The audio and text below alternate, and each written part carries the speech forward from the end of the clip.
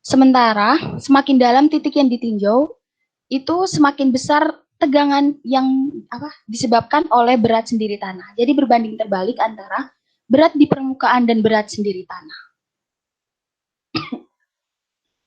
Yang pertama, tegangan tanah akibat berat sendiri atau overburden, yaitu tegangan di dalam tanah yang timbul karena beban permukaan. Nah, sebelum pembebanan tanah dialami oleh tekanan di atasnya, tanah terlebih dahulu mengalami tekanan akibat berat sendiri. Nah, di sebelah sini itu adalah bagaimana tegangan yang bekerja pada tanah. Jadi ada dua lapisan tanah, masing-masing lapisan tanah A dan lapisan tanah B. Gaya yang bekerja itu dipengaruhi oleh gamma tanah atau berat jenis tanah itu sendiri. Nah, untuk menghitung tegangan di titik A, kita dapat mengalihkan tegangan yaitu gamma dikali Z. Sementara untuk di tegangan B itu adalah tegangan di titik A ditambah dengan tegangan gamma sak kali kedalamannya atau Z2. Tegangan tanah akibat beban luar. Seperti yang tadi dijelaskan, penyebaran tegangan akibat beban luar pada luasan tertentu dapat dilihat pada gambar di samping berikut ini. Di sini ada satu gambar, masing-masing ada 3 lapisan tanah yang diberi warna berbeda, ada coklat, kuning, dan hijau. Itu menandakan apa? Kelompok memberitahu kedalaman tanah masing-masing lapisan yang berbeda setiap tanahnya. Nah, di atasnya ada beban luar berupa beban dari bangunan. Adapun distribusi penyebaran tegangan dari bangunan ini adalah plat lantai ke balok, balok ke kolom, kolom ke pondasi, dan transfer beban ke tanah. Setelah itu, beban luar dapat berupa beban terpusat atau beban merata. Beban merata itu dapat berbentuk persegi, segitiga, dan trapesium. Nah, seperti ini gambaran sederhananya di sini. Setelah itu, analisis tegangan vertikal dapat dilakukan dengan cara sederhana atau 2V/1H tadi. Terus cara elastis dengan metode elastisitas yang dikembangkan oleh Business, Westergaard, dan Newmark, dan finite element. Tapi kali ini kelompok hanya akan menjelaskan tentang 2 metode ini, yaitu sederhana dan elastis. Yang pertama, teori elastisitas. Adapun anggapan di teori elastis ini adalah sifat tanah, itu sifat tegangan, regangan, dan penurunan pada tanah bergantung pada sifat tanah apabila mengalami pembebanan. Dalam hitungan nanti, tanah akan dianggap bersifat elastis, homogen, isotropis, dan terdapat hubungan linear antara tegangan dan regangan.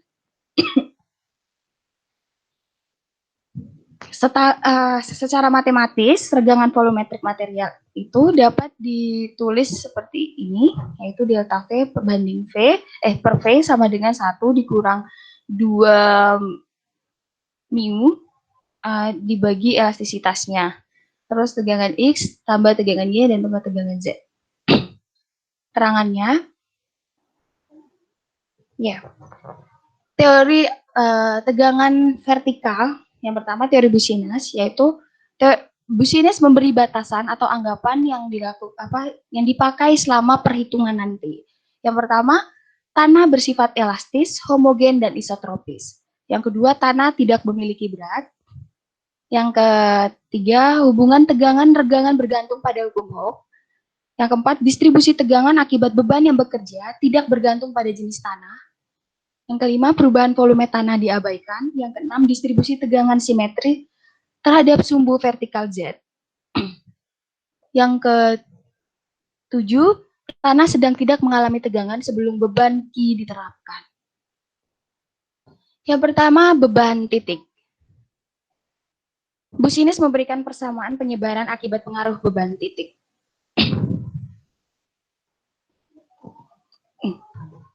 Di mana delta QZ akibat beban Q di permukaan, ini beban Q di permukaan, ditinjau dari sini titik ini, yaitu pada kedalaman Z.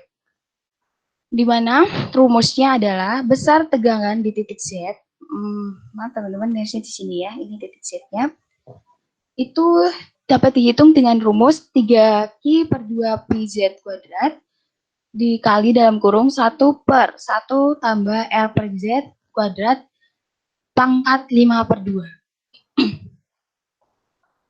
Ini di mana Z adalah kedalaman, Q adalah beban, terus ini adalah titik tinjaunya atau besar tegangan yang ingin dihitung, kemudian R adalah posisi pergeseran titik yang ditinjau terhadap tegak lurus beban. Ini yang ditinjau jadi sini. Kemudian tadi rumus I, jika disederhanakan persamaannya tegangan pada titik Z adalah Q per Z kuadrat dikali I, di mana I adalah faktor pengaruh beban dari teori Businas. Untuk menyederhanakan rumus ketika teman-teman menghitung, rumus yang ini bisa disederhanakan dengan cara melihat grafik di samping kanan. Nah, cara melihat grafik di samping kanan ini adalah melihat parameter yang digunakan, yaitu yang diketahui di soal pasti adalah R per Z. Di bawah sini, ketika R per Z-nya dapat misalnya R-nya 4, Z-nya 2, jadi 4 dibagi 2 sama dengan 2. Maka teman-teman dapat menarik garis vertikal ke atas ini, kemudian di titik sini, kemudian ditarik secara horizontal ke sini. Jadi faktor I-nya dapat dilihat di bagian kiri sini. Kemudian beban garis atau line load. Tambahan tegang vertikal atau delta KZ di sini di dalam tanah diakibatkan beban garis Q di permukaan dapat dinyatakan dalam persamaan berikut. Ketika ditinjau dari arah Z, maka rumus yang digunakan adalah 2Q per P Z pangkat 3 per X pangkat 4. Sementara jika ditinjau dari arah X, atau di sini adalah delta tegangan di titik X sama dengan 2Q per P dikali R pangkat 3Z per X pangkat 4, di mana untuk mencari X ini adalah R kuadrat akar dari R kuadrat tambah Z kuadrat. Beban terbagi rata terdiri dari beban rektangular atau square, sirkular, terus triangle, sama trapezoidal.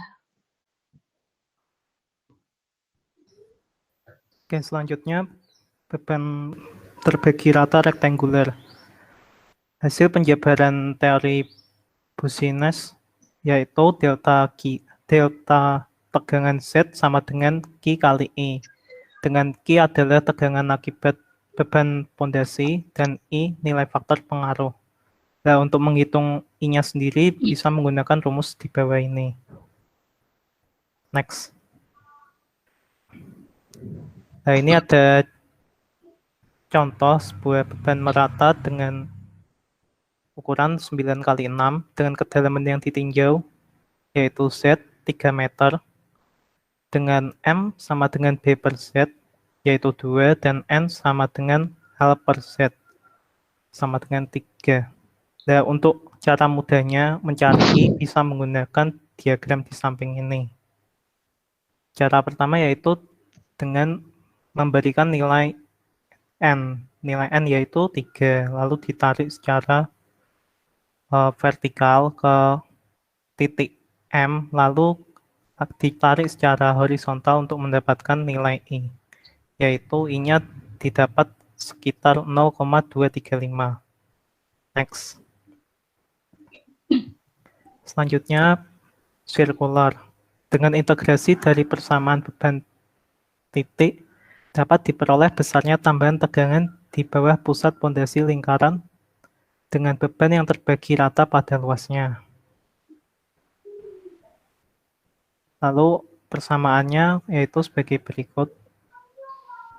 D tegangan Z sama dengan 3Q per 2PZ kuadrat dalam kurung 1 per 1 plus R per Z kuadrat pangkat 5 per 2 dA.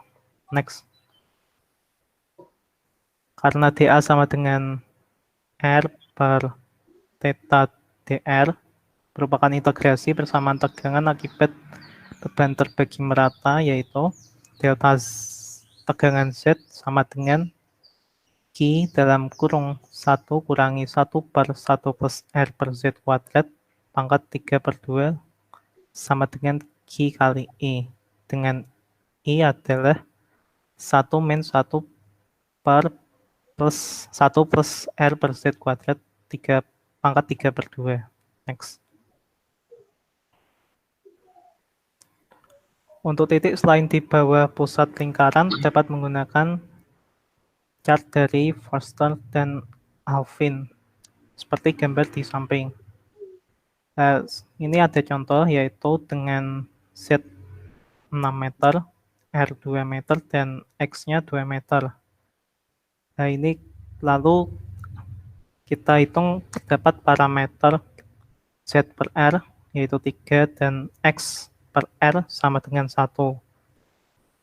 Pertama kita itu kan ada garis merah itu, nah itu merupakan parameter Z per R. Kita tarik secara horizontal, lalu ada garis dengan lingkaran itu, ada lingkaran tulisan dari 10, 9, 8, nah itu merupakan parameter dari X per R. Lalu kita tarik yang horizontal tadi ke parameter tersebut, lalu ditarik secara vertikal, dan nanti akan mendapatkan nilai I-nya. Next. Ya, selanjutnya beban merata triangle atau segitiga. Itu hitungan tambahan tegangan vertikal yang terjadi pada titik A, seperti kita lihat di gambar, didasarkan pada teori beban garis. Jadi, rumus triangle ini didasarkan dari rumus beban garis. Kita juga bisa melihat seperti gambar tanah berbentuk segitiga, yang berarti menunjukkan bahwa terdapat beban berbentuk segitiga ke tanah yang ada di bawahnya. Juga kita bisa melihat gambar perumusan segitiga di kiri sebelahnya. Next. Ya, untuk rumusnya ada rumus untuk tambahan tegangan arah vertikal, delta tegangan Z, yang sama dengan Q per 2Pi dikali X per P, alfa, sudut alfa, dikurangi sin 2 beta. Lalu untuk tambahan tegangan berdatar arah sumbu X juga seperti ini, bisa dilihat delta tegangan X. Lalu ada rumus tegangan geser, ya itu. Untuk Q itu sama dengan tinggi vertikal beban segitiga dikali berat volume timbunan, atau H dikali gamma. Next. Ini untuk mencari faktor pengaruh. Hampir sama seperti cara sebelumnya. Kita harus mencari value of M, di mana M dapat dilihat di bagian atas grafik, yaitu M sama dengan L dibagi Z dan N B dibagi Z. Maka kita dapat menentukan nilai faktor pengaruhnya. Selanjutnya.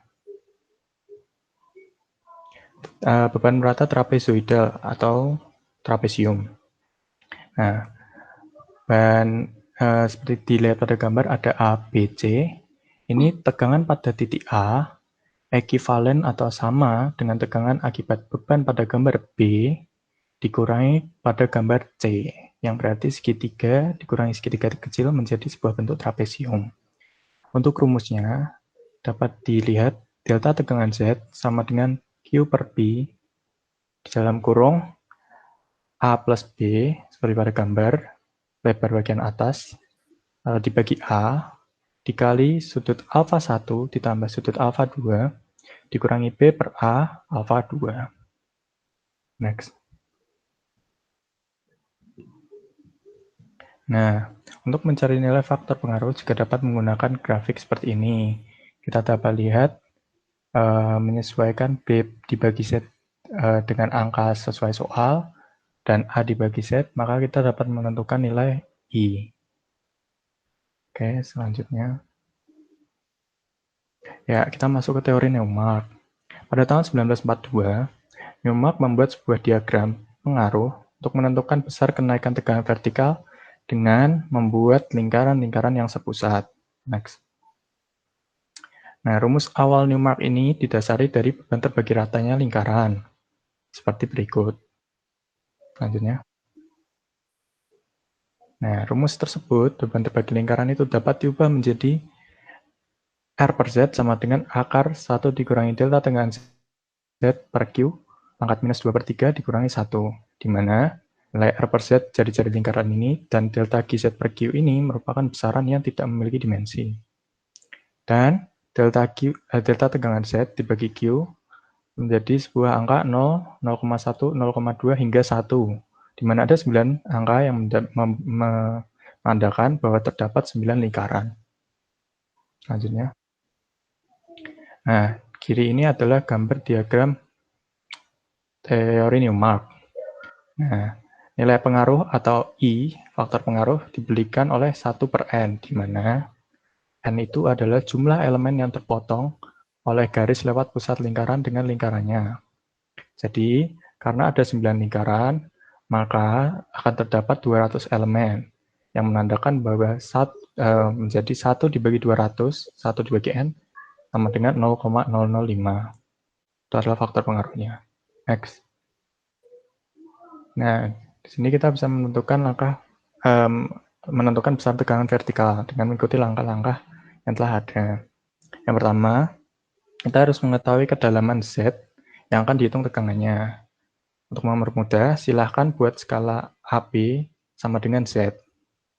Nah, maksudnya, jika tegangan terletak pada kedalaman 5 meter, maka panjang AB dalam grafik dibuat 5 cm.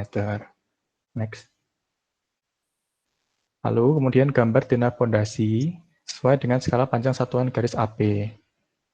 Nah, contohnya jika panjang fondasi L sama dengan 10 meter dan lebarnya 5 meter, maka pada gambar grafik Newmark ini, untuk panjang L akan dibuat 2 kali panjang garis AB, dan untuk lebar L 1 kali panjang AB. Next. Kemudian gambar titik yang ditinjau. Ya, selanjutnya. Ya, setelah itu kita dapat mengetahui jumlah elemen yang tertutup oleh fondasi, misalnya N elemen. Next. Kemudian setelah mengetahui N elemen, kita dapat memasukkan ke dalam rumus, yaitu delta tegangan Z sama dengan N dikali Q dikali I, di mana N adalah jumlah elemen yang tertutup, tenda fondasi, Q adalah beban terbagi rata pada fondasi, dan I adalah faktor pengaruh. Next. Oke, yang berikutnya adalah teori Westergaard. Dalam hitungan tegangan yang terjadi di dalam tanah, menurut teori Westergaard, massa tanah dianggap sebagai material yang mendapat perkuatan dalam arah lateral atau horizontal oleh lapisan yang sangat tipis tapi kuat, dan massa tanah dianggap terletak pada ruang tertutup sedemikian hingga regangan yang terjadi hanya dalam vertikal, sedangkan regangan di dalam arah lateral sama dengan 0. Next. Next.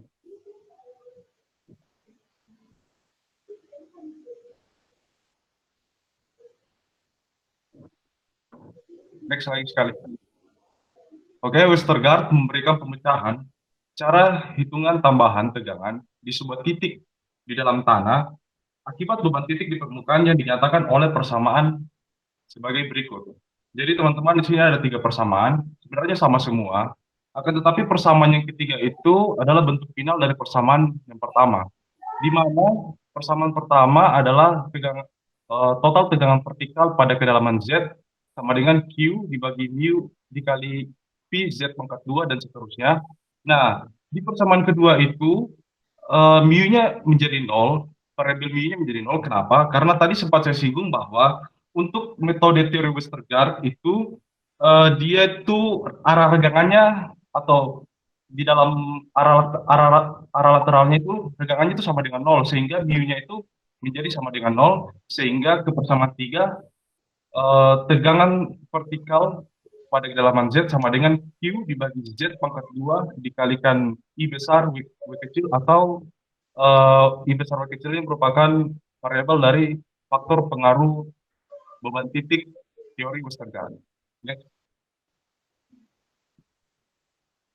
Nah, jika A sama dengan 1 kurang 2 mu per 2 kurang 2 mu, maka dengan mengintegrasikan pada cara yang sama, seperti cara untuk memperoleh persamaan tegangan beban terbagi rata berbentuk lingkaran dalam teori Boussinesq, maka didapatkan persamaan fondasi lingkaran menurut teori Westergaard, yakni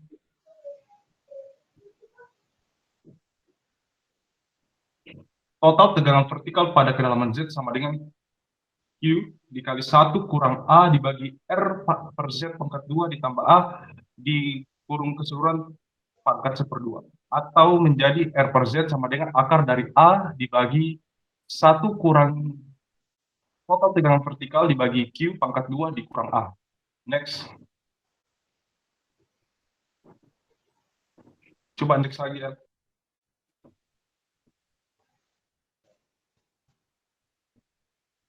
Oke, jadi ini ada dua gambar. Kalau gambar di sebelah kiri adalah gambar dari isobar tegangan vertikal yang didasar teori Westergaard untuk beban terbagi rata berbentuk bujur, sangkar, dan lajur memanjang. Sedangkan kalau yang gambar di sebelah kanan merupakan gambar isobar tegangan vertikal dari teori Bosines. Nah, mungkin saya akan sedikit menjelaskan walaupun gambarnya agak sedikit kabur. Jadi pada kedalaman 3B itu 0,2 Q-nya untuk teori Westergaard itu dia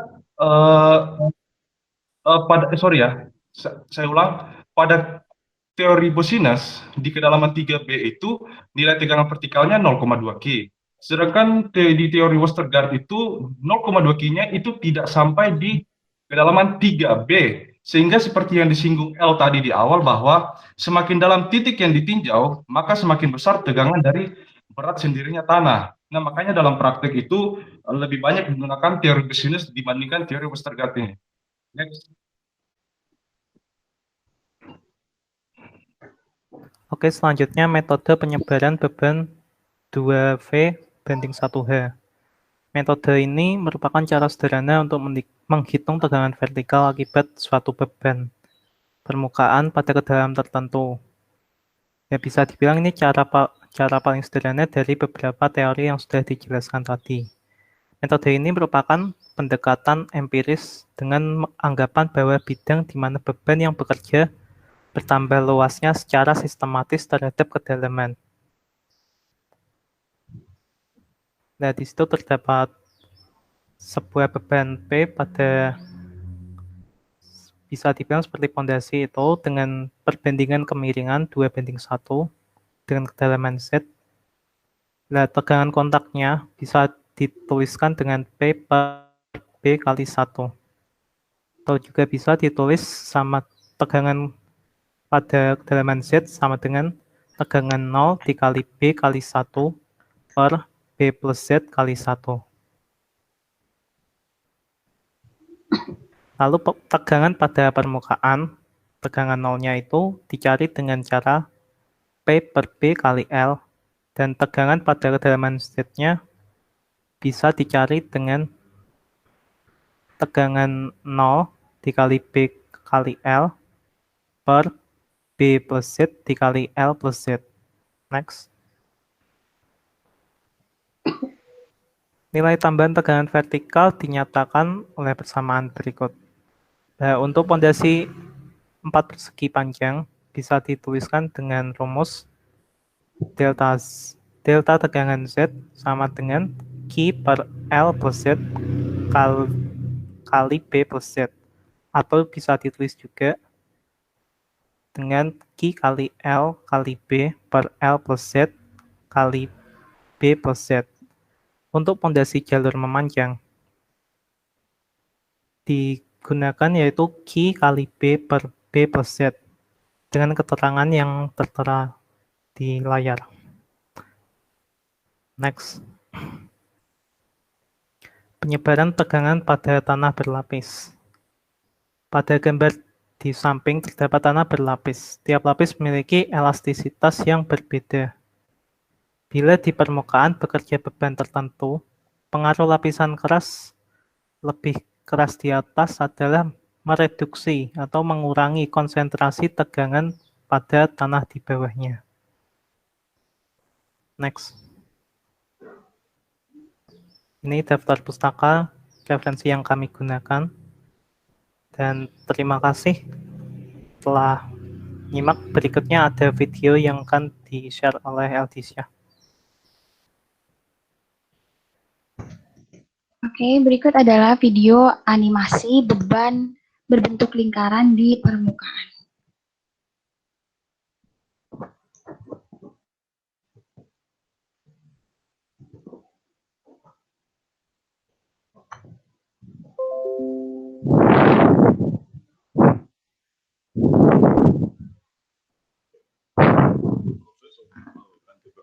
bajo la norma API 650 con datos electromecánicos de izaje, formación de anillos blanca.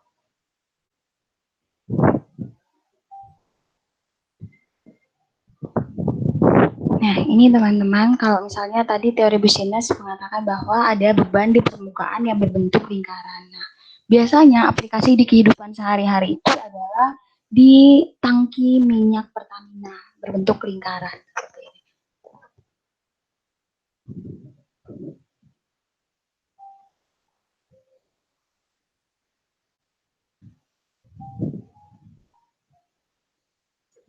Nah, ini adalah gambar rancangan beban berbentuk lingkaran.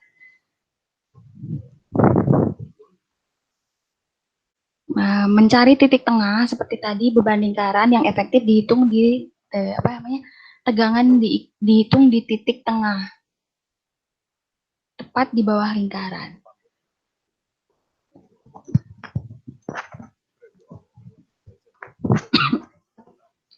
Untuk mencari R,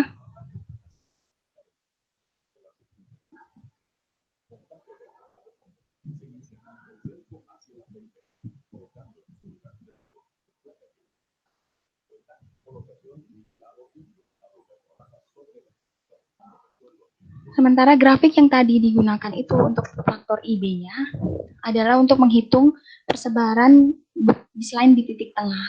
Jadi di titik kiri dan kanan dapat dihitung.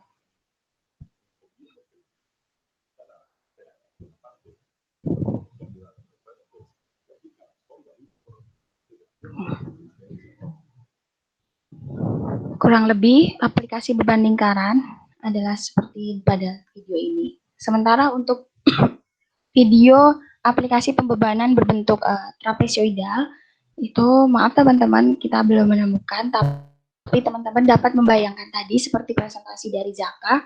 Untuk trapezoidal itu adalah tanah urukan jalan. Jadi berbentuk seperti segitiga, sementara jalannya sendiri adalah persegi, kemudian di samping kanannya adalah segitiga, sehingga membentuk trapesium.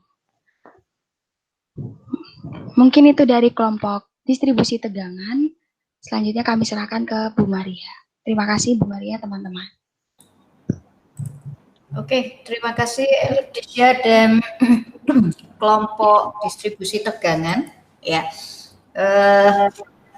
teorinya tadi yang dikemukakan cukup banyak dan itu tercakup di materi distribusi tegangan ya.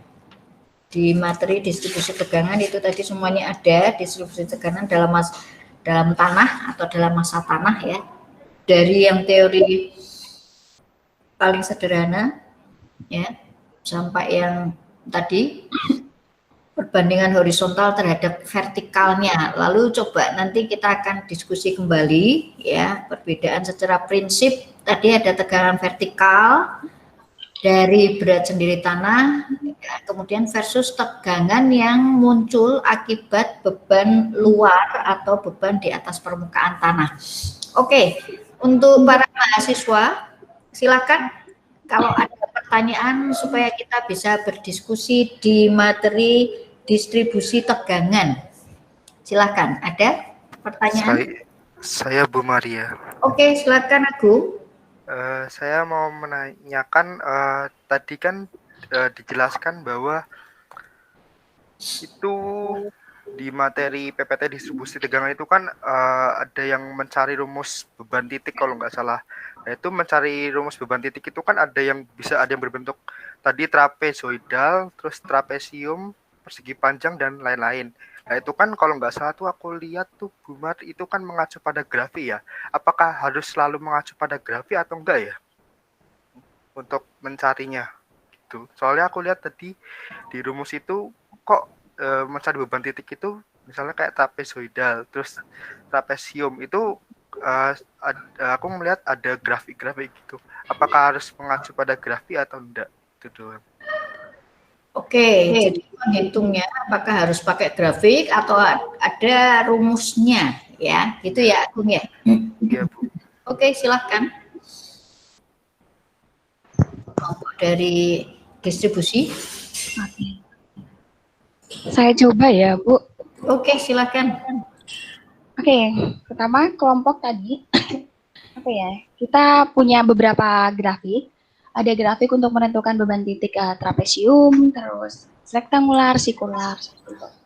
Kemudian, apakah harus menggunakan grafik seperti ini atau tidak? Jadi, Bu Sines ini rumus-rumus untuk mendapatkan I ketika ini berikut adalah contohnya, rumus I itu panjang seperti ini. Nah, itu Westergaard, Bu Sines itu bilang kalau untuk menyederhanakan nilai I seperti ini, selain secara empiris atau matematis seperti ini, teman-teman hitungnya panjang sekali seperti ini. Nah, itu ada cara yang sederhana, seperti menggunakan grafik di sebelahnya gitu. Sebenarnya apakah boleh kita menggunakan rumus I atau tidak? Boleh, boleh saja, tetapi lihat ketika mau dalam waktu ketika teman mau menghitungnya panjang seperti ini, tapi Westergaard menyederhanakannya seperti ini. Mungkin dari saya seperti itu. Dari teman-teman lain. Agung, apakah terjawab atau dari anggota kelompok ini akan ada yang memberikan penjelasan tambahan supaya bisa lebih dipahami? Saya mau menambah Ibu. Oke, silakan Vicky. Tadi kan tentang grafik ya.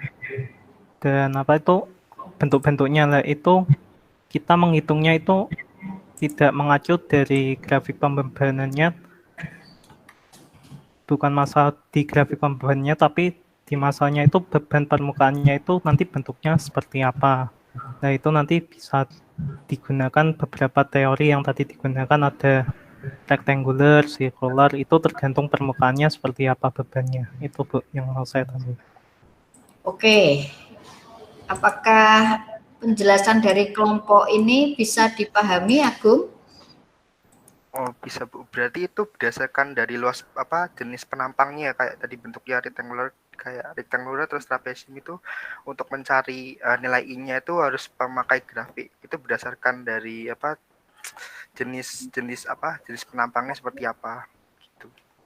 Sudah paham, Bu? Paham ya? Oke, apakah Yesal dan Sacha akan menambahkan penjelasan ke Agung atau ke teman-teman lain?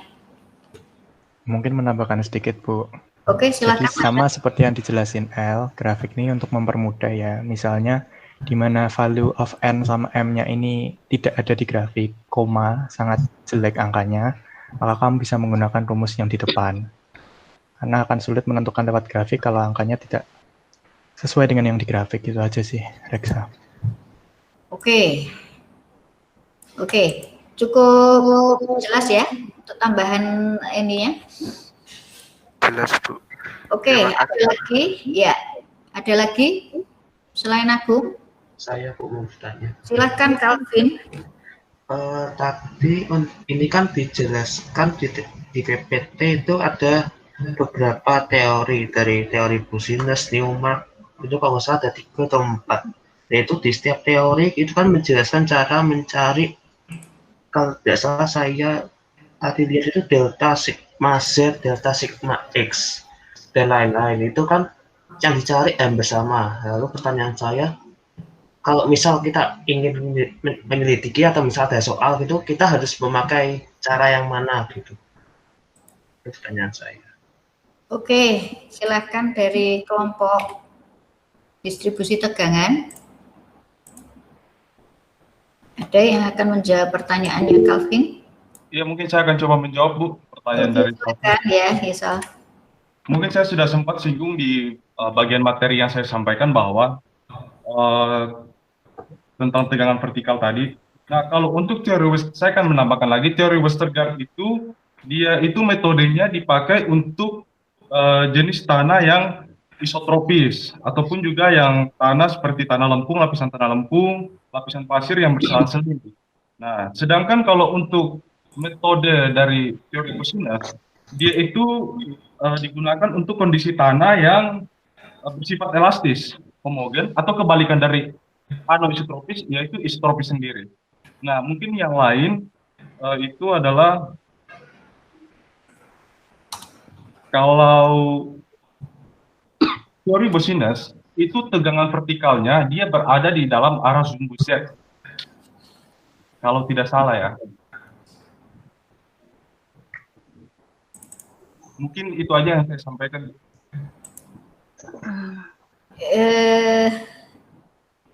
Calvin, apakah terjawab pertanyaannya Anda? Iya, Bu. Cukup terjawab, Bu. Cukup terjawab. Oke, untuk kelompok ini ada yang mau menambahkan? Tadi sepertinya Eldisya mau menambahkan, Eldisya. Iya Bu, mungkin itu kali ya Bu. Setiap teori pasti punya ciri khasnya tertentu. Mungkin saya dari sisi Business, nanti teman saya Zaka dan Vicky juga mungkin menjelaskan dari teorinya sendiri seperti itu ya Bu. Oke, baik. Untuk yang pertama, teori Business. Nah, teori Business inilah anggapan-anggapan atau parameter yang digunakan. Jadi teman-teman mau menggunakan teori Business terhadap beban baik itu merata tadi berbentuk seperti apa. Nah, itu ada anggapan-anggapan sendiri. Yang pertama, tanah bersifat elastis, homogen dan isotropis. Mungkin itu bisa dijelaskan tadi seperti yang dijelaskan oleh Arya seperti itu. Sementara tanah tidak memiliki berat. Nah, tanah tidak memiliki berat ini, sementara tadi, ini berlawanan ya, seperti yang di depan tadi yang dijelaskan distribusi tegangan itu akibat tanah sendiri dan juga akibat beban permukaan. Maksudnya tanah tidak memiliki berat di sini adalah Business juga menghitung pengaruh dari pondasi itu sendiri. Jadi tadi ada bentuknya pondasi di atasnya seperti itu. Terus hubungan regangan dan bergantung hukum Hooke. Artinya apa? Semakin besar tegangan, semakin besar juga regangan yang ditimbulkan. Terus tidak bergantung pada jenis tanah, distribusi tegangan tidak bergantung pada jenis tanah. Terus volume tanah diabaikan. Artinya ketika Business menghitung tadi itu tidak ada keruntuhan tanah. Anggap aja tanah itu permukaannya datar seperti itu kali ya. Terus dan benar seperti kata Arya, kita hanya menghitung sumbu vertikal dari sumbu Z. Makanya tadi setiap teori itu ada delta PZ pada kedalaman Z. Artinya kita hanya menghitung tegangan vertikal. Jadi di atas bebannya harus dihitung beban itu dikonvert ke beban vertikal semua. Jadi yang menerima tanah hanya menerima beban vertikal seperti itu. Terus mungkin dari saya seperti itu, Bu, atau dari Zaka untuk teorinya. Oke. Apakah sudah lebih jelas? Iya, Bu. Oke, baik. Nah, yang berikutnya lagi saya beri kesempatan satu kali lagi kalau ada yang mau bertanya ke kelompok ini. Sebelum nanti kita akan bahas lebih lanjut dan coba-coba dengan beberapa soal ya untuk Anda nanti segera kerjakan dan kemudian kita lihat sebenarnya arahnya kita belajar distribusi tegangan seperti apa sih gitu ya. Oke, silakan. Ada satu lagi yang mau bertanya, saya belum mendengar suaranya mahasiswi yang ada di sini siapa ini? Farah ada, Kue Caroline ada, Nadine, Rizka Amalia. Yuk silahkan mahasiswinya supaya ikut bertanya. Ada yang mau bertanya?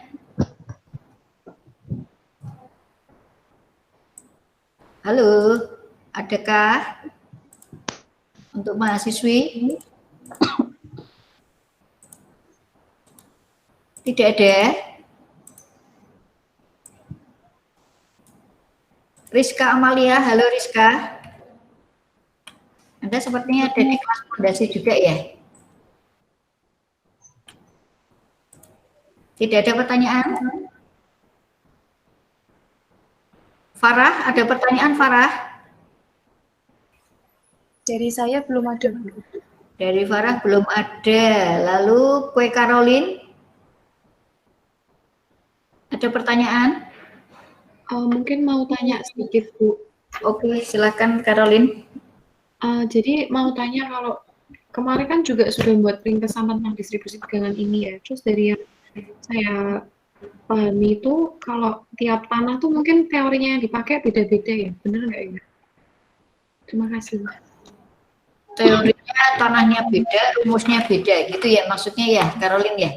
Iya, Bu, ya. Oke, yuk silakan. Dari kelompok ini. Ada yang akan menjawab pertanyaannya? Gimana, bisa diulangi, maaf, pertanyaannya? Caroline, bisa diulang pertanyaannya, Caroline? Iya, bisa. Jadi dari yang saya pahami kemarin waktu ngeringkas materi ini itu setiap tanah yang maksudnya jenisnya berbeda, kayak tanah isotropis kayak gitu-gitu, pakai teorinya beda juga ya? Atau Iya, seperti yang tadi dijelaskan oleh Elticia sama Arya, jelas jenis tanah akan mempengaruhi mana yang kita pakai metodenya. Untuk tambahan saja, untuk teori Newmark itu lebih melihat kepada bentuk pondasinya, karena pondasinya sendiri akan digambar di diagramnya. Jadi lebih melihat pondasinya, tapi jenis tanah jelas akan mempengaruhi. Apakah yang lain ada tambahan? Ada, Caroline? Sudah, Bu, sudah paham. Sudah ya. Oke, saya akan ke mahasiswi lagi dulu. Nadine Mutiara. Halo Nadine. Ada pertanyaan, Nadine? Saya belum ada pertanyaan, Bu Maria. Oke, Nadine belum ada. Rizka Amalia ada? Belum ada, Bu. Belum ada. Oke. Olivia ada? Halo Olivia. Halo, Bu. Iya, ada pertanyaan Olivia? Tidak ada, Bu. Oh, belum ada. Oke. Baik, untuk kelompok distribusi tegangan, terima kasih presentasinya. Nanti kita akan diskusi lagi pada waktu saya akan share screen di teorinya, tetapi minimal tadi sudah ada gambaran teori-teori yang sebenarnya kemarin sudah saya minta untuk diringkas ya. Jadi tujuannya seperti yang tadi Caroline sempat bertanya itu karena sudah membaca gitu ya. Nah, ini sepertinya ke depan lagi ini teori saya akan membaca dan meringkas dulu, ini sepertinya harus seperti itu ya. Oke, untuk kelompok distribusi tegangan terima kasih dan saya berikan aplaus dari sini ya. Saya izin stop sharing ya, Bu. Oke, ya. Itu ada 4 orang ya. Elticia, Yesal, Sacha, Vicky ya. Lalu tadi sempat bertanya itu ada Agung, Calvin, Caroline ya.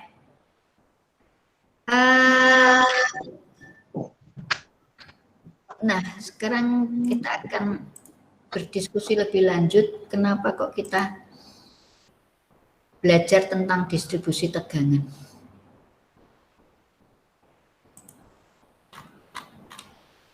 Ini saya mengulas dari teorinya yang tadi sebenarnya sudah dikemukakan ya. Lalu kita nanti akan coba satu persatu ya pelajari ininya ya. Kalau yang tadi pada waktu kelompok distribusi tegangan tadi menjelaskan tentang adanya berat sendiri dari tanah yang merupakan beban tegangan vertikal efektif atau overburden pressure ya, itu adalah tegangan-tegangan yang selama ini kita pelajari ada di bawah permukaan tanah ya. Sementara itu ya, kenyataan di lapangan beban yang ada di atas permukaan tanah itu cukup banyak. Salah satunya ya tadi ada tangki minyak. Ya, tangki minyak diletakkan di atas permukaan tanah. Kemudian tadi untuk beban trapesium ya itu ada urgan tanah ya, itu terletak di atas permukaan tanah ya. Nah, lalu dari berbagai macam beban yang ada di permukaan itu, ada beberapa metode yang bisa digunakan untuk menghitung berapa sih akibat beban dari permukaan tanah itu bisa didistribusikan, bisa dihitung tegangannya yang masuk di dalam tanah atau yang bisa diterima oleh tanah. Ya, itu ada 3 atau bahkan 4 metode ya, 2:1, metode Boussinesq, Westergaard, dan Newmark. Ya, Newmark ini saya letakkan di paling bawah karena ini istilahnya itu dibanding dengan metode yang lain perlu perhatian khusus gitu ya. Nah, ini yang perbandingan 2:1 ya. Artinya 2:1 adalah contohnya ya. Contohnya. Beban yang ada di permukaan ini ya, beban yang ada di permukaan ini, baik itu sebagai beban terpusat P maupun beban merata yang punya ukuran L kali B misalkan, ya, maka dia dapat didistribusikan perhitungan tegangannya menggunakan metode perbandingan 2 vertikal banding 1 horizontal, ya, 2 vertikal banding 1 horizontal, ya. Jadi kalau kita punya beban di atas ukurannya L kali B, ya. Lalu kita mau menghitung berapa distribusinya sedalam set, atau setnya kita berikan angka 1 meter misalkan, ya. Maka distribusi 2:1 artinya bahwa kalau vertikalnya ya setnya itu 1, kalau ini 2 vertikal, maka ini 2 kali 1, lalu horizontalnya berarti adalah setengah dari vertikalnya. Ini bisa dipahami dulu? Bisa? Bisa, Bu. Bisa ya. Nah, pada waktu beban yang dari atas ini didistribusikan ke bawah, ya, didistribusikan di bawah permukaan tanahnya, maka sebenarnya pada waktu ini tepat berada di permukaan dibandingkan dengan besarnya tegangan yang diterima di kedalaman set, ya, dibandingkan dengan tegangan yang diterima di kedalaman set, mana tegangan yang lebih besar? Yang persis di bawah titik ini atau yang berada di bawah kedalaman set? Yang tegangannya lebih besar yang mana? Persis, Bu. Oke, mantap, persis di bawahnya. Alasannya apa? Ayo. Karena itu kan kalau misalkan beban P atau Q bukan, karena kalau beban P atau Q itu yang paling besar distribusi tegangannya pada daerah paling dekat sama beban. Tapi kalau apa tuh distribusi tegangan bebannya akibat berat di tanah itu semakin dalam semakin besar, Bu. Oke, ya. Nah, coba kita perhatikan rumusnya, ya. Kita perhatikan rumusnya. Pada waktu di sini ada beban terpusat, ya, yang bekerja di satu luasan B kali L, ya. Perhatikan luasan yang ini ada persis sekali di atas permukaan. Ini mungkin saya akan lepas ininya dulu. Misalkan ini saya berikan permukaan tanahnya gini gitu ya. Mudah-mudahan Anda tidak bingung ya. Walaupun ini permukaan setnya ini ya. Ini persis di sini gitu ya. Pada waktu ini ditekan ya, tegangan yang persis di atas permukaan ini adalah P dibagi dengan luas. P dibagi dengan luas. Jelas ya? Misalkan paling gampangnya B-nya 1, L-nya 1. Berarti P-nya dibagi dengan 1. Ya. Pada waktu ini sudah didistribusikan sampai dengan kedalaman yang di set ini, ya, kedalaman di set ini misalkan ini yang sudah didistribusikan di sini. Ya. Luasnya semakin besar atau kecil ini? Pada waktu masuk di kedalaman set. Luas telapaknya, luas telapaknya semakin besar, Bu. Luas telapaknya semakin besar, ya. Dan perhatikan besarnya tegangannya, ya, bahwa tegangan di kedalaman set ini ya pembaginya menjadi lebih besar lagi ya, karena ada tambahan distribusi sedalam set ini ya, pembaginya lebih besar sementara P-nya tetap sama. Hasil tegangannya akan seperti apa? Lebih besar, Kecil. semakin kecil ya. Jadi kita perlu menghitung berapa besarnya distribusi tegangan yang terjadi di dalam tanah akibat beban luar ya. Karena dengan adanya beban luar ini ya, ini kita akan bisa menghitung pada waktu beban ini diberikan terjadi penurunan sebesar berapa ya yang dekat dengan permukaan. Lalu yang lebih aman lagi ada di mana? Oh, semakin lama semakin kecil distribusinya, berarti semakin dalam semakin lebih aman. Artinya bahwa beban ini akan mengalami penurunan sebesar berapa, ya itu akan terlihat di distribusinya. Nah, ya, mungkin ini adalah garis yang bisa ya, jadi pada waktu mudah-mudahan ini bisa. Nah, semakin mendekati posisi beban, ya semakin mendekati posisi beban, dia akan semakin besar. Ya, tegangannya akan semakin besar. Semakin jauh dari beban, pengaruh tegangannya semakin hilang ya. Semakin dalam lagi, ya, semakin dalam lagi, maka pengaruh dari tegangannya akan semakin mengecil dan akhirnya hilang, ya. Jadi ini bisa dibayangkan ada perbedaan kalau kita bicara tentang tegangan vertikal efektif, ya, seperti yang tadi sudah dijelaskan. Tegangan vertikal efektif posisi di permukaannya di sini, ya, setnya di sini, maka kita akan menggambarkan bahwa oh tegangan vertikalnya akan semakin dalam, semakin besar. Ya, kenapa? Karena ada beban akibat berat sendirinya, akibat beban berat sendirinya itu fungsi dari kedalamannya, ini tegangan vertikalnya ya, semakin ke dalam semakin besar akibat berat sendiri dari tanahnya. Tetapi kalau akibat beban luar semakin dalam, maka efek tegangannya akan semakin hilang ya. Ini sama kalau bebannya ini merata ya. Ada beban merata, maka pembaginya Anda perhatikan juga ya, luasannya sebesar B plus Z ya kalikan L plus Z, ini luas telapak bawahnya ya.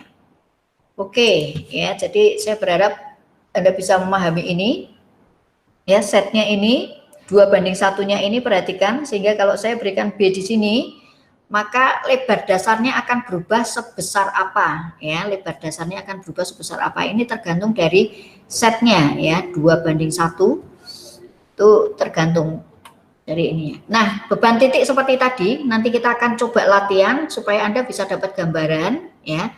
Lalu tadi sudah dijelaskan bahwa kalau pakai rumus ya, menghitung faktor pengaruhnya ya, I itu adalah faktor pengaruh akibat beban tergantung dari bentuknya. Jadi kalau nanti bebannya terpusat, maka faktor pengaruh I-nya grafiknya akan berbeda. Kenapa? Karena rumusnya berbeda. Rumusnya ini, kemudian kalau dibuat grafik akan menjadi seperti ini. Ya, B itu Business, W Westergaard. Ya, B Business, W Westergaard. Lalu beban merata sama, dia sebenarnya punya rumus yang cukup panjang.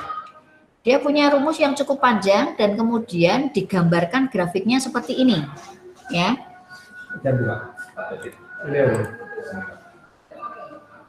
Sorry ya.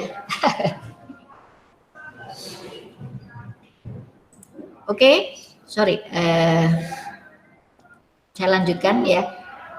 Rumus untuk menghitung tambahan tegangan akibat beban luar, perhatikan ya. Rumusnya sebenarnya sederhana, hanya Q kali I. Q-nya akibat beban luar, I akibat distribusi tegangannya ya, bentuknya seperti apa, faktor distribusinya. Ya, dari rumus yang panjang sebenarnya tadi yang kelompoknya distribusi tegangan tadi sudah menuliskan kalau bentuknya telapak seperti ini, beban meratanya bisa muncul grafik-grafik seperti ini ya karena ada rumus panjangnya ya. Lebih disederhanakan untuk meminimalisir kesalahan kita gunakan grafik ya. Lalu kalau bentuknya lingkaran sama ya, kalau bentuk lingkaran ya grafiknya dipakai yang untuk bentuk lingkaran. Untuk yang trapesium sama ya, ini contoh misalkan timbunan, di contohnya dari Harikris tadi juga ada ya. Jangan gunakan ini bentuknya trapesium tapi Anda menggunakannya bentuk dari grafik yang untuk beban merata seperti ini ya. Jangan gunakan itu karena tidak tepat ya.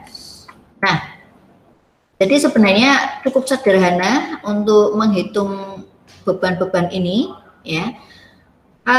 Sebelum ke materi masalah pemadatan ya, saya ingin Anda coba ya untuk berlatih sebentar. Saya berikan soal di sini. Bentuknya sederhana saja, yang saya minta hanya ini saja ya. Coba ya, ini beban terpusat. Saya hanya berikan satu beban terpusat saja. Kalau yang di latihan itu ada 3 beban kolom. Saya tidak minta 3, tetapi hanya satu beban terpusat yang saya minta tolong dihitung. Berapa tambahan tegangan yang terjadi di kedalaman H1 dan kedalaman sampai dengan yang di bawah itu H2. Saya ingin tahu Anda hitung berapa besarnya tambahan tegangan di H1 dan tambahan tegangan sampai dengan kedalaman yang terakhir H2 ini atau di min 3 meter. Itu soal 1 ya. Soal yang kedua, kalau ini bebannya itu adalah beban dari bentuk lingkaran ya. Jadi ini lingkaran, ada lingkaran.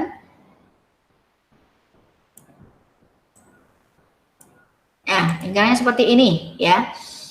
Saya minta tolong nanti dihitung ya, beban yang tepat berada di permukaannya, dan ini hanya kita kasih yang gampang ya, 1 meter aja nggak masalah ya. Beban 1 meter. Saya ingin tahu ya berapa hasil perhitungan distribusi Anda kalau bebannya ada di sini. Lalu anggap ini bebannya itu kita belum menghitung di posisi titik ujung, dan kemudian keluar dari ujung lingkarannya ya. Saya ingin tahu kalau posisinya adalah sentris ya, posisinya sentris di tengahnya. Nanti baru kita akan berlanjut kalau ya itu ditinjau di posisi tepinya ya. Oke, bisa Anda ini kan saya minta yang business saja, yang sederhana business ya, gunakan grafik supaya cepat ya, lalu nanti saya akan tunjuk mahasiswa supaya sharing hasilnya, perhitungannya seperti apa. Bisa ya? Ya Bu. Oke, silahkan coba maksimal mungkin ini 15 menit cukup lah ya, 15 menit cukup. Soalnya sudah disalin soalnya? Soalnya sudah disalin? Belum, Bu. Oke, silakan disalin aja, nggak usah rapi-rapi pakai penggaris ya. Anda langsung di kertas seret-seret gitu ya. P-nya 16 ton, kedalaman 1 meter di bawahnya ya, persis dari ini 1 meter di sini, berapa tambahan tegangannya ya. Lalu kemudian yang di kedalaman terakhir ini ya, berarti yang terakhir ini adalah yang 3 meter ya, itu silahkan dihitung berapa besarnya tambahan tegangannya ya. Lalu yang nomor 2 yang ini ya, nomor 2 yang ini anggap bebannya adalah air ya, anggap bebannya air. Lalu saya berikan diameternya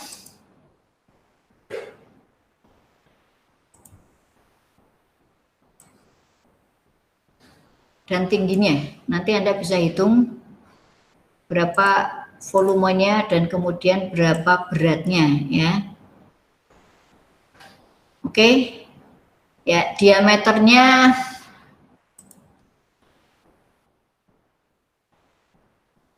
satu meter, tingginya 2 meter.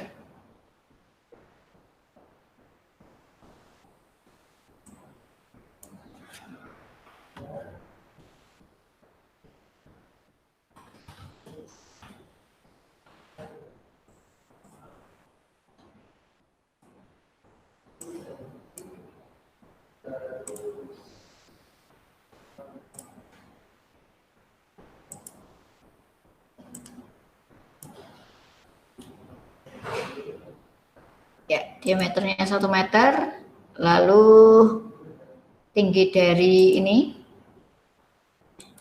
2 meter ya tingginya ya.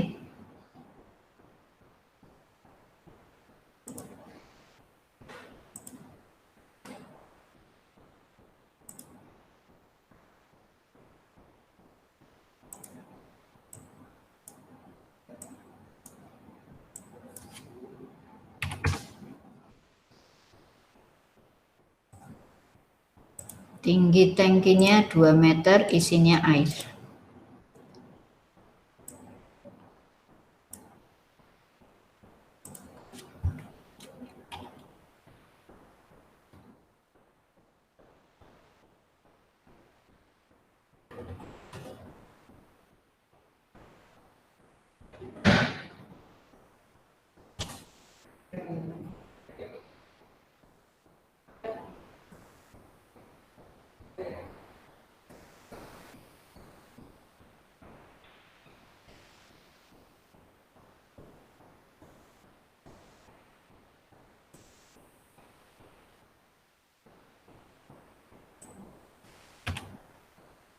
Saya tidak meminta untuk menghitung tegangan vertikalnya dulu, ya, tetapi kita akan coba hitung berapa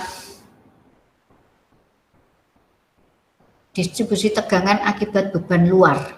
Ya, distribusi tegangan akibat beban luar. Ini soal nomor 1, ini soal nomor 2.